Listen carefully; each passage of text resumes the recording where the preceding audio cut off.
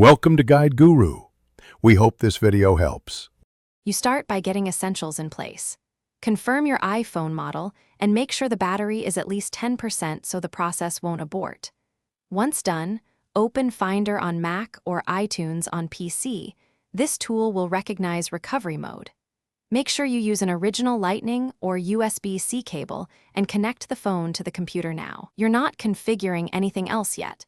This is about creating a reliable connection so the device can enter recovery mode and be detected. You perform the specific button sequence for your model. For iPhone 8 and later, press and release volume up, press and release volume down, then hold side button until recovery mode appears. For older models, use home plus side/top combos. Keep holding until you see the recovery mode screen, not just the Apple logo. Once visible, your computer should detect the device. Make sure to keep the cable connected. Disconnecting now can interrupt the handshake and force a restart instead of recovery. You'll see options to update or restore in Finder or iTunes. Choose Update first to try reinstalling iOS without erasing data.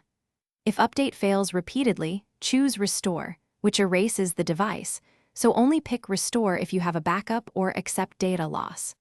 After completion, follow on-screen setup steps.